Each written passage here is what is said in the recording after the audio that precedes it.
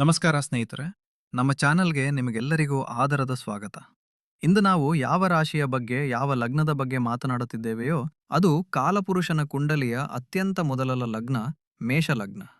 ನಿಮ್ಮ ಕುಂಡಲಿಯ ಮೊದಲ ಮನೆಯಲ್ಲಿ ಅಥವಾ ಮೊದಲ ಭಾವದಲ್ಲಿ 1 ಎಂಬ ಸಂಖ್ಯೆ ಬರೆದಿದ್ದರೆ ಈ ವಿಶೇಷ ಚರ್ಚೆ ಕೇವಲ ನಿಮಗಾಗಿ ಮಾತ್ರ. ಇಂದು ನಾವು 2025ರ ಡಿಸೆಂಬರ್ ತಿಂಗಳ 3 ಅತ್ಯಂತ ಮಹತ್ವದ ದಿನಗಳನ್ನು ವಿಶ್ಲೇಷಣೆ ಮಾಡಲಿದ್ದೇವೆ. ಈ ದಿನಾಂಕಗಳು 5, 6 ಮತ್ತು 7 ಡಿಸೆಂಬರ್ 2025. ನಾನು ಈ 3 ದಿನಗಳನ್ನು ಮಹತ್ವದ ಅಥವಾ ಕ್ರಿಟಿಕಲ್ ಎಂದು ಏಕೆ ಕರೆಯುತ್ತಿದ್ದೇನೆ? ಏಕೆಂದರೆ ಸ್ನೇಹಿತರೆ, ಈ 72 ಗಂಟೆಗಳ ಒಳಗೆ ನಿಮ್ಮ ಜೀವನದಲ್ಲಿ ಒಂದು ಬೃಹತ್ ಶಕ್ತಿಯ ಬದಲಾವಣೆ ಆಗಲಿದೆ. ಇಲ್ಲಿಯವರೆಗೆ ನೀವು ಒಂದು ವಿಚಿತ್ರವಾದ ಗೊಂದಲದಲ್ಲಿ, ಒಂದು ವಿಚಿತ್ರವಾದ ಒತ್ತಡದಲ್ಲಿ ಬದುಕುತ್ತಿದ್ದಿರಿ. ನಿಮ್ಮ ಲಗ್ನಾಧಿಪತಿ, ಅಂದರೆ ನಿಮ್ಮ ದೇಹ ಮತ್ತು ನಿಮ್ಮ ಅದೃಷ್ಟದ ಒಡೆಯನಾದ ಮಂಗಳದೇವ, ಕುಂಡಲಿಯ ಅತ್ಯಂತ ಅಪಾಯಕಾರಿ ಭಾವವಾದ 8ನೇ ಮನೆಯಲ್ಲಿ ಸಿಲುಕಿಕೊಂಡಿದ್ದರು. ಆದರೆ ಈಗ ಅವರು ಸ್ವತಂತ್ರರಾಗಲಿದ್ದಾರೆ. ಆದರೆ ಈ ಸ್ವಾತಂತ್ರ್ಯ ಸಿಗುವ ಮುನ್ನ ಇರುವ ಸಮಯವೇ ಅತ್ಯಂತ ನಾಜೂಕಾಗಿರುತ್ತದೆ. ರಾತ್ರಿ ಕತ್ತಲು ಹೆಚ್ಚಾಗಿರುವುದು ಬೆಳಗಾಗುವ ಮುನ್ನವೇ ಅಲ್ಲವೇ? ಹಾಗೆಯೇ ಇದು ಕೂಡ. ಹಾಗಾದರೆ ಈ 3 ದಿನಗಳಲ್ಲಿ ನೀವು ಎಲ್ಲಿ ಭದ್ರವಾಗಿ ನೆಲೆಗೊಂಡು ನಿಲ್ಲಬೇಕು ಮತ್ತು ಎಲ್ಲಿ ಜಿಗಿಯಬೇಕು? ನಿಮ್ಮ ಉದ್ಯೋಗ, ನಿಮ್ಮ ಹಣಕಾಸು, ನಿಮ್ಮ ಕುಟುಂಬ ಮತ್ತು ಅತ್ಯಂತ ಮುಖ್ಯವಾಗಿ ನಿಮ್ಮ ಆರೋಗ್ಯ. ಇವೆಲ್ಲದರ ಚಂದ್ರನು ಉತ್ತಮ ಸ್ಥಿತಿಯಲ್ಲಿದ್ದರೂ ನಿಮ್ಮ ಲಗ್ನಾಧಿಪತಿ ಮಂಗಳ, ಸೂರ್ಯ ಮತ್ತು ಶುಕ್ರನ ಜೊತೆ 8ನೇ ಮನೆಯಲ್ಲಿ ಕುಳಿತಿದ್ದಾರೆ ಮತ್ತು ಬುಧ ನಿಮ್ಮ 7ನೇ ಮನೆಯಲ್ಲಿದ್ದಾರೆ. ಈ ಸ್ಥಿತಿಯು ನಿಮ್ಮ ಜೀವನದಲ್ಲಿ ಒಂದು ವಿರೋಧಾಭಾಸವನ್ನು ಉಂಟುಮಾಡುತ್ತದೆ. ನಾವು ನಿಮ್ಮ ಮನಸ್ಥಿತಿಯ ಬಗ್ಗೆ ಮಾತನಾಡುವುದಾದರೆ, ಚಂದ್ರನು ನಿಮ್ಮ 2ನೇ ಮನೆಯಲ್ಲಿ ಉಚ್ಚನಾಗಿರುವುದರಿಂದ ಇದು ನಿಮ್ಮ ಕುಟುಂಬ, ನಿಮ್ಮ ಮಾತು ಮತ್ತು ನಿಮ್ಮ ಕೂಡಿಟ್ಟ ಹಣದ ಮನೆಯಾಗಿದೆ. ಇಂದು ಬೆಳಿಗ್ಗೆ ಏಳುತ್ತಿದ್ದಂತೆ ನಿಮ್ಮ ಕುಟುಂಬದವರೊಂದಿಗೆ ಸಮಯ ಕಳೆಯಬೇಕು, ಏನಾದರೂ ರುಚಿಕರವಾದುದನ್ನು ತಿನ್ನಬೇಕು ಅಥವಾ ಮನೆಯ ಅಲಂಕಾರದ ಕಡೆ ಗಮನ ಕೊಡಬೇಕು ಎಂದು ನಿಮಗೆ ಅನಿಸಬಹುದು. ನೀವು ಭಾವನಾತ್ಮಕವಾಗಿ ಸುರಕ್ಷಿತವಾಗಿರಲು ಬಯಸುತ್ತೀರಿ. ಆದರೆ ಎಚ್ಚರದಿಂದಿರಿ, ನಿಮ್ಮ ಅಂತರಾಳದಲ್ಲಿ ಒಂದು ರೀತಿಯ ಚಡಪಡಿಕೆ ಇರುತ್ತದೆ. ಲಗ್ನಾಧಿಪತಿ 8ನೇ ಮನೆಯಲ್ಲಿರುವುದರಿಂದ ಏನೋ ಮಿಸ್ಸಿಂಗ್ ಇದೆ ಎಂದು ನಿಮಗೆ ಅನಿಸುತ್ತದೆ. ಮನಸ್ಸಿನಲ್ಲಿ ಒಂದು ತಿಳಿಯದ ಭಯವಿರಬಹುದು. ನೀವು ಹೊರಗೆ ಖುಷಿಯಾಗಿ ಕಾಣಲು ಪ್ರಯತ್ನಿಸುತ್ತೀರಿ, ಆದರೆ ಒಳಗೊಳಗೆ ನೀವು ಯಾವುದೋ ಆಳವಾದ ಆಲೋಚನೆ ಅಥವಾ ಚಿಂತೆಯಲ್ಲಿ ಮುಳುಗಿರುತ್ತೀರಿ. ನನ್ನ ಸಲಹೆ ಏನೆಂದರೆ, ಇಂದು ನಿಮ್ಮ ಭಾವನೆಗಳನ್ನು ಅದುಮಿಟ್ಟುಕೊಳ್ಳಬೇಡಿ, ಬದಲಿಗೆ ನಿಮ್ಮ ಆಪ್ತರೊಂದಿಗೆ ಹಂಚಿಕೊಳ್ಳಿ. ಆರ್ಥಿಕ ದೃಷ್ಟಿಕೋನದಿಂದ ಈ ದಿನ ಬಹಳ ಆಸಕ್ತಿದಾಯಕವಾಗಿದೆ. ಚಂದ್ರನು ಉಚ್ಚಸ್ಥಿತಿಯಲ್ಲಿರುವುದು ಹಣಕ್ಕೆ ಶುಭ ಸಂಕೇತ. ಇಂದು ನಿಮಗೆ ನಿಮ್ಮ ಕುಟುಂಬದ ಕಡೆಯಿಂದ ಅಥವಾ ಯಾವುದಾದರೂ ಹಳೆಯ ಹೂಡಿಕೆಯಿಂದ ಸ್ವಲ್ಪ ಹಣದ ಲಾಭವಾಗಬಹುದು. ಆದರೆ ಸ್ನೇಹಿತರೆ, ಇಲ್ಲಿ ನಾನು ನಮ್ಮ ಡೇಟಾ ಪ್ರಕಾರ ಇನ್ವೆಸ್ಟ್ಮೆಂಟ್ ವಿಂಡೋ ಅಂದರೆ ಹೂಡಿಕೆಗೆ ಸರಿಯಾದ ಸಮಯ ಡಿಸೆಂಬರ್ 3ರವರೆಗಿತ್ತು. ಈಗ ಅದು ಕಳೆದು ಹೋಗಿದೆ. ಇಂದು ನೀವು ಯಾವುದಾದರೂ ದೊಡ್ಡ ವಸ್ತುವನ್ನು ಖರೀದಿಸಬೇಕು, ಬಹುಶಃ ಆಭರಣ ಅಥವಾ ಷೇರು ಮಾರುಕಟ್ಟೆಯಲ್ಲಿ ದೊಡ್ಡ ಹಣ ಹಾಕಬೇಕು ಎಂದು ನಿಮಗೆ ಅನ್ನಿಸಬಹುದು. ದಯವಿಟ್ಟು ನಿಲ್ಲಿ. 8ನೇ ಮನೆಯಲ್ಲಿ ಕುಳಿತಿರುವ ಗ್ರಹಗಳು ಹೇಳುತ್ತಿರುವುದೇನೆಂದರೆ, ಇಂದು ಮಾಡಿದ ದೊಡ್ಡ ಹೂಡಿಕೆ ಭವಿಷ್ಯದಲ್ಲಿ ಸಿಕ್ಕಿ ಹಾಕಿಕೊಳ್ಳಬಹುದು. ಹಣ ಬರುತ್ತಿದ್ದರೆ ಅದನ್ನು ಸೇವ್ ಮಾಡಿ, ಸ್ಪೆಂಡ್ ಅಥವಾ ಇನ್ವೆಸ್ಟ್ ಮಾಡಬೇಡಿ. ಇಂದು ನಿಮ್ಮ ಜೇಬಿನಿಂದ ಹಣ ಹೋಗುವುದು ಸುಲಭ, ಆದರೆ ವಾಪಸ್ ಬರುವುದು ಕಷ್ಟ. ಉದ್ಯೋಗಸ್ಥರಿಗೆ ಇಂದಿನ ದಿನ ಸಾಮಾನ್ಯವಾಗಿರಲಿದೆ, ಆದರೆ ಬಿಸ್ನೆಸ್ ಮಾಡುವವರು ಎಚ್ಚರದಿಂದಿರಬೇಕು. ಬುಧ ನಿಮ್ಮ 7ನೇ ಮನೆಯಲ್ಲಿದ್ದಾರೆ, ಆದರೆ ಅವರು ನಾಳೆಯೇ 8ನೇ ಮನೆಗೆ ಹೋಗಲು ತಯಾರಿ ನಡೆಸುತ್ತಿದ್ದಾರೆ. ಇಂದು ಆಫೀಸ್ನಲ್ಲಿ ನಿಮ್ಮ ಕೆಲಸದ ಕಡೆ ಮಾತ್ರ ಗಮನ ಕೊಡಿ. ಯಾವುದೇ ಆಫೀಸ್ ಗಾಸಿಪ್ ಅಥವಾ ರಾಜಕೀಯದ ಭಾಗವಾಗಬೇಡಿ. ನಿಮ್ಮ ಬೆನ್ನ ಹಿಂದೆ ಕೆಲವು ಮಾತುಕತೆಗಳು ನಡೆಯಬಹುದು, ಏಕೆಂದರೆ ಲಗ್ನಾಧಿಪತಿ 8ನೇ ಮನೆಯಲ್ಲಿದ್ದಾರೆ. ಇಂದು ಬಾಸ್ ನಿಮಗೆ ಇಷ್ಟವಿಲ್ಲದ ಕೆಲಸ ಕೊಟ್ಟರೂ ವಾದ ಮಾಡಬೇಡಿ. ಇಂದು ರಿಯಾಕ್ಷನ್ ನೀಡುವ ದಿನವಲ್ಲ, ಕೇವಲ ಆಕ್ಷನ್ ಅಥವಾ ಕೆಲಸ ಮಾಡುವ ದಿನ. ಈಗ ನಮ್ಮ ಮನೆಯ ಲಕ್ಷ್ಮಿಯರಾದ ಗೃಹಿಣಿಯರ ಬಗ್ಗೆ ಮಾತನಾಡೋಣ. ನೋಡಿ, ಇಂದು ಚಂದ್ರ ನಿಮ್ಮ 2ನೇ ಭಾವದಲ್ಲಿದ್ದಾರೆ. ಆದ್ದರಿಂದ ಇಂದು ನಿಮ್ಮ ಸಂಪೂರ್ಣ ಗಮನ ಮನೆಯ ಬಜೆಟ್ ಮತ್ತು ಉಳಿತಾಯದ ಮೇಲಿರುತ್ತದೆ. ಇಂದು ನೀವು ಮನೆಗಾಗಿ ಯಾವುದಾದರೂ ಹೊಸ ವಸ್ತು ಖರೀದಿಸಲು ಹಠ ಮಾಡಬಹುದು ಅಥವಾ ಪತಿಯೊಂದಿಗೆ ಹಣಕಾಸಿನ ವಿಷಯವಾಗಿ ಎಚ್ಚರಿಕೆ. ಮಂಗಳ ಮತ್ತು ಸೂರ್ಯ 8ನೇ ಮನೆಯಲ್ಲಿರುವುದರಿಂದ ಇಂದು 2 ಕಡೆಗಳಲ್ಲಿ ನೀವು ಬಹಳ ಎಚ್ಚರದಿಂದಿರಬೇಕು. ಮೊದಲನೆಯದು ಅಡುಗೆ ಮನೆ. ಇಂದು ಅಡುಗೆ ಮಾಡುವಾಗ, ವಿಶೇಷವಾಗಿ ಬೆಂಕಿ ಮತ್ತು ಚಾಕುವಿನ ಬಳಕೆಯ ಸಮಯದಲ್ಲಿ ಗಮನ ಬೇರೆಡೆ ಹರಿಯದಂತೆ ನೋಡಿಕೊಳ್ಳಿ. 8ನೇ ಮನೆಯ ಮಂಗಳ ಕೆಲವೊಮ್ಮೆ ಸಣ್ಣ ಪುಟ್ಟ ಗಾಯ ಅಥವಾ ಸುಟ್ಟ ಗಾಯಗಳನ್ನು ನೀಡಬಹುದು. ಮತ್ತು 2ನೇಯದು ಗಂಡನ ಮನೆಯವರು, ಅತ್ತೆ ಮಾವ. ಇಂದು ನಿಮ್ಮ ಯಾವುದಾದರೂ ಮಾತು ಅತ್ತೆ ಮಾವಂದಿರಿಗೆ ಚುಚ್ಚಬಹುದು. ನೀವು ಹೇಳುತ್ತಿರುವುದು ಸರಿಯಾಗಿರಬಹುದು, ಆದರೆ ಇಂದು ವಾದ ಮಾಡುವ ಸಮಯವಲ್ಲ. ಮನೆಯಲ್ಲಿ ಯಾವುದಾದರೂ ಹಳೆಯ ಜಗಳ ನಡೆಯುತ್ತಿದ್ದರೆ ಇಂದು ಅದನ್ನು ಕೆದಕಬೇಡಿ, ಇಲ್ಲದಿದ್ದರೆ ಅದು ಸಣ್ಣ ವಿಷಯ ದೊಡ್ಡ ರಾದ್ಧಾಂತ ಆಗಬಹುದು. ಇಂದಿನ ದಿನ ಕುಟುಂಬವನ್ನು ಕೂಡಿಸುವ ದಿನವೇ ಹೊರತು ಒಡೆಯುವ ದಿನವಲ್ಲ. ಸಂಜೆ ಮನೆಯಲ್ಲಿ ಕರ್ಪೂರವನ್ನು ಹಚ್ಚಿ, ಇದರಿಂದ ನಕಾರಾತ್ಮಕ ಶಕ್ತಿ ದೂರವಾಗುತ್ತದೆ. ಆರೋಗ್ಯ ಮತ್ತು ಸುರಕ್ಷತೆಯ ವಿಷಯದಲ್ಲಿ ಇಂದು ರೆಡ್ ಅಲರ್ಟ್ ಇದೆ. ನಾನು ನಿಮ್ಮನ್ನು ಭಯಪಡಿಸಲು ಬಯಸುವುದಿಲ್ಲ, ಆದರೆ ಒಬ್ಬ ಜ್ಯೋತಿಷಿಯಾಗಿ ನಿಮ್ಮನ್ನು ಎಚ್ಚರಿಸುವುದು ನನ್ನ ಧರ್ಮ. 5ನೇ ತಾರೀಖಿನಂದು ಮೇಷಲಗ್ನದ ಸ್ವಾಮಿ ಮಂಗಳ. ಯಾರು ರಕ್ತ ಮತ್ತು ಗಾಯದ ಕಾರಕನೋ ಅವನು 8ನೇ ಮನೆಯಲ್ಲಿ ಕುಳಿತಿದ್ದಾನೆ. ಜೊತೆಗೆ ಅಗ್ನಿತತ್ವದ ಸೂರ್ಯನೂ ಇದ್ದಾರೆ. ಸ್ಪಷ್ಟ ಸಲಹೆ ಏನೆಂದರೆ, ಇಂದು ವಾಹನವನ್ನು ಬಹಳ ನಿಧಾನವಾಗಿ ಚಲಾಯಿಸಿ. ನೀವು ಬೈಕ್ ಓಡಿಸುತ್ತಿದ್ದರೆ ಹೆಲ್ಮೆಟ್ ಧರಿಸುವುದನ್ನು ಮರೆಯಬೇಡಿ. ಕಾರ್ ಓಡಿಸುವಾಗ ಫೋನ್ ಬಳಕೆ ಖಂಡಿತ ಬೇಡ. ರಸ್ತೆಯಲ್ಲಿ ಯಾರಾದರೂ ನಿಮ್ಮೊಂದಿಗೆ ಜಗಳ ಮಾಡಲು ಬಂದರೆ ಅಥವಾ ರೋಡ್ ರೇಜ್ ಮಾಡಿ, ಇಂದಿನ ಸಣ್ಣ ಜಗಳವು ದೊಡ್ಡ ಸಂಕಷ್ಟವಾಗಿ ಬದಲಾಗಬಹುದು. ಎಲೆಕ್ಟ್ರಾನಿಕ್ ವಸ್ತುಗಳು ಅಥವಾ ಬೆಂಕಿಯೊಂದಿಗೆ ಎಚ್ಚರಿಕೆ ವಹಿಸಿ. ಇಂದು ನಿಮ್ಮ ದೇಹವು ಸ್ವಲ್ಪ ಸುಸ್ತಾದಂತೆ ಭಾಸವಾಗಬಹುದು. ಎನರ್ಜಿ ಲೆವೆಲ್ ಕಡಿಮೆ ಇರುತ್ತದೆ, ಇದನ್ನು ಒಪ್ಪಿಕೊಳ್ಳಿ ಮತ್ತು ಬಲವಂತವಾಗಿ ಕೆಲಸ ಮಾಡಬೇಡಿ. ವಿದ್ಯಾರ್ಥಿಗಳಿಗೆ ರೋಹಿಣಿ ನಕ್ಷತ್ರದ ಪ್ರಭಾವವಿದೆ. ನೀವು ಆರ್ಟ್ಸ್, ಫ್ಯಾಷನ್ ಅಥವಾ ಕುಕಿಂಗ್ ವಿದ್ಯಾರ್ಥಿಯಾಗಿದ್ದರೆ ಇಂದಿನ ದಿನ ಬಹಳ ಸೃಜನಶೀಲವಾಗಿರುತ್ತದೆ. ಆದರೆ ಗಣಿತ ಮತ್ತು ವಿಜ್ಞಾನದ ವಿದ್ಯಾರ್ಥಿಗಳಿಗೆ ಏಕಾಗ್ರತೆ ಅಥವಾ ಫೋಕಸ್ ಮಾಡಲು ಕಷ್ಟವಾಗಬಹುದು. ಪಂಚಾಂಗದ ಪ್ರಕಾರ ಇಂದು ರಾಹುಕಾಲ ಬೆಳಿಗ್ಗೆ 10:57 12:17 ಇದೆ. ಈ ಸಮಯದಲ್ಲಿ ಯಾವುದೇ ಹೊಸ ಕೆಲಸವನ್ನು ಪ್ರಾರಂಭಿಸಬೇಡಿ. ಈಗ ಪುಟ ತಿರುಗಿಸೋಣ ಮತ್ತು ಮುಂದಿನ ದಿನದತ್ತ ಸಾಗೋಣ. 6 ಡಿಸೆಂಬರ್ 2025 ಶನಿವಾರ. ಇಂದಿನ ದಿನ ಗ್ರಹಗಳ ಒಂದು ದೊಡ್ಡ ಚಲನವಲನದ ದಿನವಾಗಿದೆ. ಮೊದಲನೆಯದಾಗಿ ಚಂದ್ರನು ಈಗ 3ನೇ ಭಾವಕ್ಕೆ ಅಂದರೆ ಮಿಥುನ ರಾಶಿಗೆ ಬಂದಿದ್ದಾರೆ. ಇಲ್ಲಿ ಮೊದಲೇ ದೇವಗುರು ಗುರುಗ್ರಹ ಇದ್ದಾರೆ. ಚಂದ್ರ ಮತ್ತು ಗುರು ಸೇರಿ ಗಜಕೇಸರಿ ಯೋಗವನ್ನು ಉಂಟು ಮಾಡುತ್ತಿದ್ದಾರೆ. ಇದೊಂದು ಬಹಳ ಶುಭ ಯೋಗ. ಆದರೆ ಪಿಕ್ಚರ್ ಇನ್ನೂ ಬಾಕಿ ಇದೆ. ಇಂದು ಇನ್ನೊಂದು ದೊಡ್ಡ ಬದಲಾವಣೆ ಆಗುತ್ತಿದೆ. ಬುದ್ಧಿವಂತಿಕೆಯ ದೇವರು ಬುಧನು ಇಂದು ತುಲಾ ರಾಶಿಯನ್ನು ಬಿಟ್ಟು ವೃಶ್ಚಿಕ ರಾಶಿಗೆ ಪ್ರವೇಶಿಸುತ್ತಿದ್ದಾರೆ. ಅಂದರೆ ಅವರು ಕೂಡ ಈಗ ನಿಮ್ಮ 8ನೇ ಭಾವಕ್ಕೆ ಹೋಗಿದ್ದಾರೆ. ಈಗ 8ನೇ ಮನೆಯಲ್ಲಿ ಗ್ರಹಗಳ ಪಂಚಾಯಿತಿ ಸೇರಿದಂತಾಗಿದೆ. ಇಂದು ನೀವು ನಿಮ್ಮ ಸಹೋದರ ಸಹೋದರಿಯರು ಅಥವಾ ನೆರೆಹೊರೆಯವರನ್ನು ಭೇಟಿಯಾಗಬಹುದು. ಸಣ್ಣ ಪ್ರಯಾಣದ ಪ್ಲಾನ್ ಮಾಡಬಹುದು. ಜಗತ್ತಿಗೆ ನಿಮ್ಮ ಮಾತನ್ನು ಕೇಳಿಸಬೇಕು ಎಂದು ನಿಮಗೆ ಅನ್ನಿಸಬಹುದು. ಆದರೆ ಇಲ್ಲೊಂದು ಟ್ರ್ಯಾಪ್ ಅಂದರೆ ಬಲೆ ಇದೆ. 90% ಜನರು ತಪ್ಪು ಮಾಡುವ ಪಾಯಿಂಟ್ ಇದೇ ಆಗಿದೆ. ಒಂದೆಡೆ ಚಂದ್ರಗುರು ನಿಮಗೆ ಕಾನ್ಫಿಡೆನ್ಸ್ ನೀಡುತ್ತಿದ್ದಾರೆ, ಆದರೆ ಇನ್ನೊಂದೆಡೆ ಬುಧ, ಯಾರು ನಿಮ್ಮ ಮಾತು ಮತ್ತು ದಾಖಲೆಗಳಿಗೆ ಕಾರಕನೋ, ಅವರು 8ನೇ ಮನೆಗೆ ಅಂದರೆ ಗುಪ್ತ ಮನೆಗೆ ಹೋಗುತ್ತಿದ್ದಾರೆ. ಇದರ ಅರ್ಥ ಮಿಸ್ಕಮ್ಯುನಿಕೇಶನ್ ಅಂದರೆ ತಪ್ಪು ತಿಳುವಳಿಕೆ. ಇಂದು ನೀವು ಜೋಶಿನಲ್ಲಿ ಬಂದು ಏನಾದರೂ ಮಾತನಾಡಬಹುದು, ಅಥವಾ ಪೂರೈಸಲಾಗದ ಭರವಸೆಯನ್ನು ನೀಡಬಹುದು, ಅಥವಾ ನೀವು ನಿಮ್ಮ ಮಾತನ್ನು ಒಳ್ಳೆಯ ಮನಸ್ಸಿನಿಂದ ಹೇಳುವಿರಿ, ಆದರೆ ಎದುರಿಗಿರುವವರು ಅದರ ತಪ್ಪು ಅರ್ಥ ಮಾಡಿಕೊಳ್ಳುತ್ತಾರೆ. ನನ್ನ ಸಲಹೆ, ಇಂದು ಕಡಿಮೆ ಮಾತನಾಡಿ ಮತ್ತು ಹೆಚ್ಚು ಕೇಳಿಸಿಕೊಳ್ಳಿ.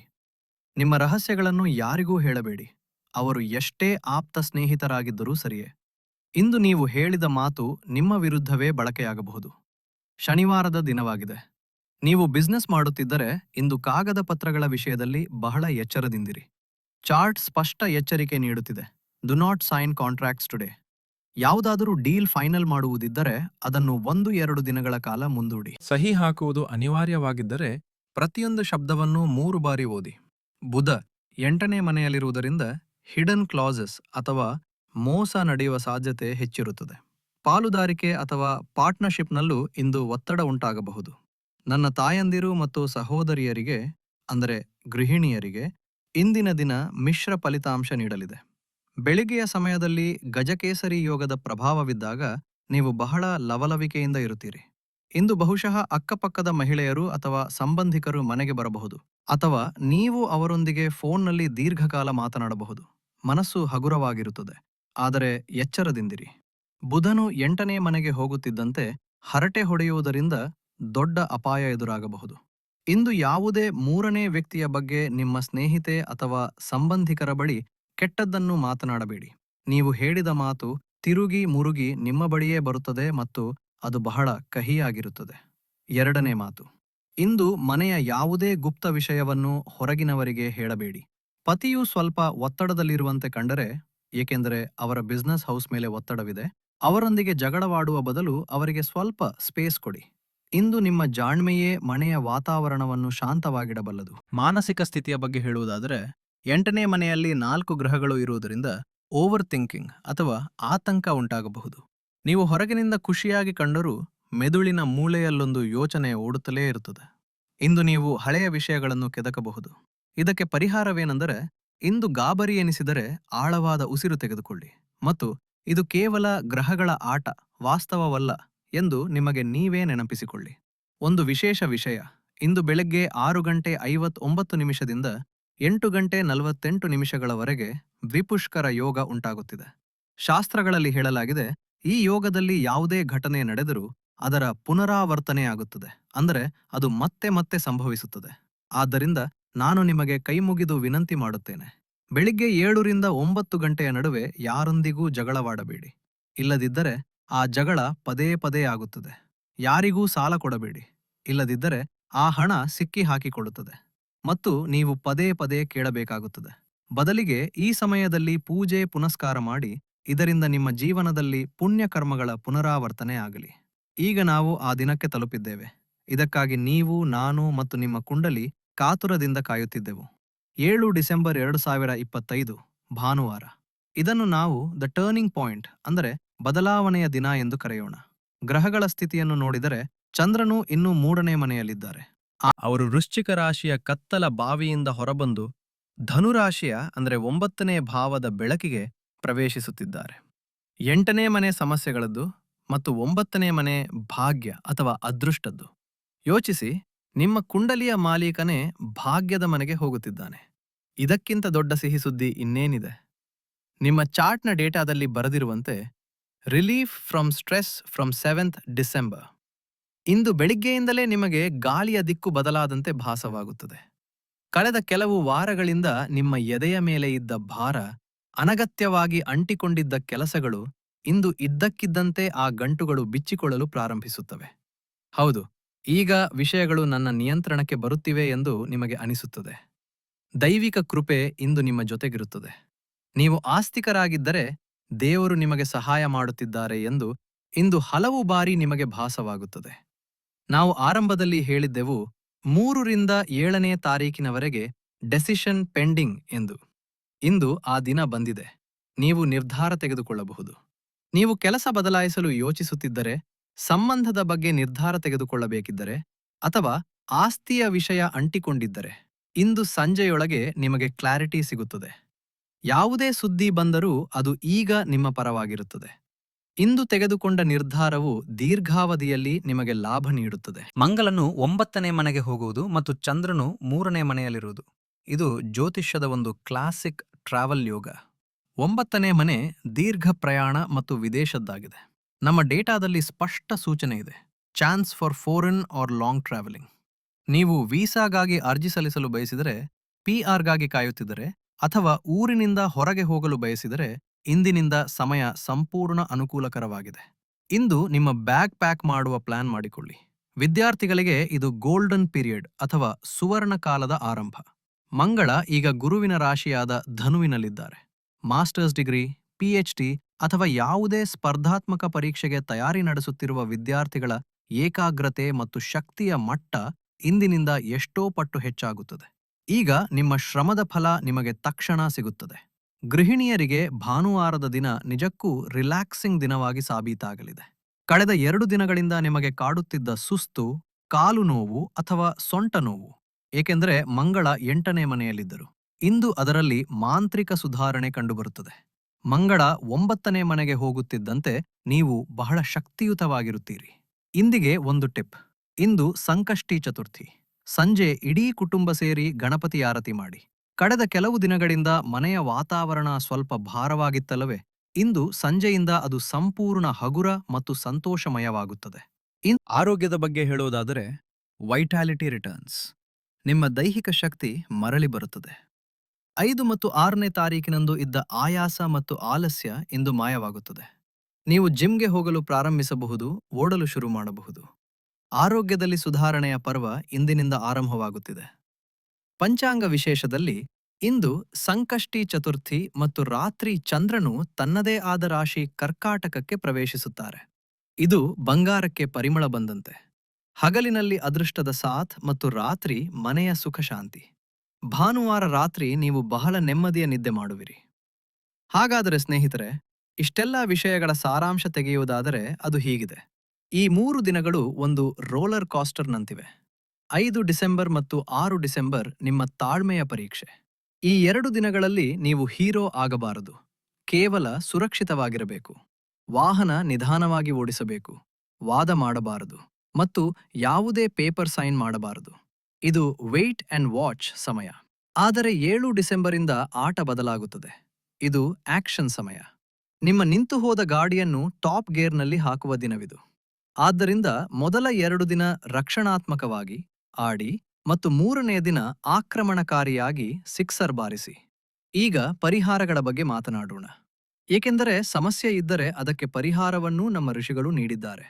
ಮೇಷ ಲಗ್ನದವರು ಈ 3 ದಿನಗಳಲ್ಲಿ ಏನು ಮಾಡಬೇಕು? ಮೊದಲ ಪರಿಹಾರ, ಮಂಗಳನ ಸುರಕ್ಷತೆಗಾಗಿ ಇದನ್ನು 5 ಮತ್ತು 6ನೇ ತಾರೀಖಿನಂದು ಮಾಡಬೇಕು. ನಿಮ್ಮ ಲಗ್ನಾಧಿಪತಿ 8ನೇ ಮನೆಯಲ್ಲಿರುವುದರಿಂದ ಮತ್ತು ಅಪಘಾತದ ಭಯವಿರುವುದರಿಂದ 5 ಮತ್ತು 6ನೇ ತಾರೀಖಿನಂದು ಮನೆಯಿಂದ ಹೊರಡುವ ಮುನ್ನ ಸ್ವಲ್ಪ ಬೆಲ್ಲ ತಿಂದು ಮತ್ತು ನೀರು ಕುಡಿದು ಹೊರಡಿ. ಮತ್ತು ಹೌದು, ಹನುಮಾನ್ ಚಾಲೀಸಾವನ್ನು ಪಠಿಸಲು ಮರೆಯಬೇಡಿ. ಹನುಮಂತನೇ ಮಂಗಳನ ದೋಷಗಳನ್ನು ಶಾಂತಗೊಳಿಸಬಲ್ಲರು. 2ನೇ ಪರಿಹಾರ, ಬುಧ ಮತ್ತು ವಾಣಿ ದೋಷಕ್ಕಾಗಿ ಇದನ್ನು 6ನೇ ತಾರೀಖಿನಂದು ಮಾಡಬೇಕು. 6ನೇ ತಾರೀಖಿನಂದು ಬುಧ 8ನೇ ಮನೆಗೆ ಹೋಗುತ್ತಿರುವಾಗ ತಪ್ಪು ತಿಳುವಳಿಕೆಯಿಂದ ತಪ್ಪಿಸಿಕೊಳ್ಳಲು ಗಣೇಶನಿಗೆ ಗರಿಕೆ ಹುಲ್ಲನ್ನು ಅರ್ಪಿಸಿ ಮತ್ತು ಮನಸ್ಸಿನಲ್ಲಿ ಸಂಕಲ್ಪ ಮಾಡಿ, ಇಂದು ನಾನು ಸುಳ್ಳು ಹೇಳುವುದಿಲ್ಲ ಮತ್ತು ಕಟುವಾದ ಮಾತುಗಳನ್ನು ಆಡುವುದಿಲ್ಲ. 3ನೇ ಪರಿಹಾರ, ಒತ್ತಡ ಮುಕ್ತಿಗಾಗಿ ಇದನ್ನು 7ನೇ ತಾರೀಖಿನಂದು ಮಾಡಬೇಕು. 7ರಂದು ಸಂಕಷ್ಟಿ ಚತುರ್ಥಿಯೂ ಆಗಿರುವುದರಿಂದ ಸಂಜೆ ಗಣೇಶನ ಮುಂದೆ ತುಪ್ಪದ ದೀಪ ಹಚ್ಚಿ ಮತ್ತು ನನ್ನ ಜೀವನದಲ್ಲಿ ನಿರ್ಧಾರ ತೆಗೆದುಕೊಳ್ಳಲು ಬರುತ್ತಿರುವ ಎಲ್ಲ ಅಡೆತಡೆಗಳನ್ನು ದೂರ ಮಾಡು ಎಂದು ಪ್ರಾರ್ಥಿಸಿ. 4. ಒಂದು ಸಾಮಾನ್ಯ ಟಿಪ್. ಈ 3 ದಿನಗಳಲ್ಲಿ ಕೆಂಪು ಬಣ್ಣದ ಕರವಸ್ತ್ರವನ್ನು ನಿಮ್ಮ ಜೇಬಿನಲ್ಲಿ ಇಟ್ಟುಕೊಳ್ಳಿ. ಇದು ನಿಮ್ಮ ಲಗ್ನಾಧಿಪತಿಗೆ ಬಲ ನೀಡುತ್ತದೆ. ಸ್ನೇಹಿತರೆ, ಇದಾಗಿತ್ತು ಮೇಷ ಲಗ್ನ ಅಂದ್ರೆ ಏರೀಸ್ ಅಸೆಂಡೆಂಟ್ಗಾಗಿ 5, 6 ಮತ್ತು 7 ಡಿಸೆಂಬರ್ 2025ರ ಸವಿವರವಾದ ಕ್ಷಣದ ರಾಶಿಫಲ. ನೆನಪಿಡಿ, ಗ್ರಹಗಳು ನಮಗೆ ದಾರಿ ತೋರಿಸುತ್ತವೆ, ಆದರೆ ನಡೆಯಬೇಕಾದವರು ನಾವೇ. 5 ಮತ್ತು 6ರಂದು ಎಚ್ಚರಿಕೆಯಿಂದ ನಡೆಯಿರಿ, ಆಗ 7ರಂದು ನೀವು ಓಡಬಹುದು. ನಮ್ಮ ವಿಶ್ಲೇಷಣೆಯಲ್ಲಿ ನಿಮಗೆ ಆಳ ಮತ್ತು ಸತ್ಯಾಂಶ ಕಂಡಿದ್ದರೆ ಈ ವಿಡಿಯೋವನ್ನು ತಪ್ಪದೆ ಲೈಕ್ ಮಾಡಿ. ಇದರಿಂದ ನಮ್ಮ ಮನೋಬಲ ಹೆಚ್ಚುತ್ತದೆ. ನಿಮ್ಮ ಸ್ನೇಹಿತರು ಮತ್ತು ಕುಟುಂಬದವರೊಂದಿಗೆ ಶೇರ್ ಮಾಡಿ, ಇದರಿಂದ ಅವರು ಎಚ್ಚರದಿಂದಿರಬಹುದು. ಮತ್ತು ಹೌದು, ಇಲ್ಲಿಯವರೆಗೆ ನೀವು ಚಾನಲ್ ಅನ್ನು ಸಬ್ಸ್ಕ್ರೈಬ್ ಮಾಡಿಲ್ಲದಿದ್ದರೆ ಈಗಲೇ ಮಾಡಿ ಮತ್ತು ಬೆಲ್ ಐಕಾನ್ ಒತ್ತಿ. ನಿಮ್ಮ ಮನಸ್ಸಿನಲ್ಲಿ ಯಾವುದೇ ಪ್ರಶ್ನೆಗಳಿದ್ದರೆ ಕೆಳಗೆ ಕಾಮೆಂಟ್ಸ್ನಲ್ಲಿ ತಪ್ಪದೆ ಬರೆಯಿರಿ. ನಾವು ಉತ್ತರಿಸಲು ಪ್ರಯತ್ನಿಸುತ್ತೇವೆ. ಕಾಮೆಂಟ್ಸ್ನಲ್ಲಿ ನಿಮ್ಮ ಇಷ್ಟ ದೇವತೆಯ ಹೆಸರು ಅಥವಾ ಜೈ ಶ್ರೀರಾಮ್ ಎಂದು ಬರೆಯುವುದನ್ನು ಮರೆಯಬೇಡಿ. ದೇವರು ನಿಮ್ಮೆಲ್ಲರ ದಾರಿಯನ್ನು ಸುಗಮಗೊಳಿಸಲಿ. ನೀವು ಸುರಕ್ಷಿತವಾಗಿರಿ ಮತ್ತು ಏಳಿಗೆಯನ್ನು ಕಾಣಿ.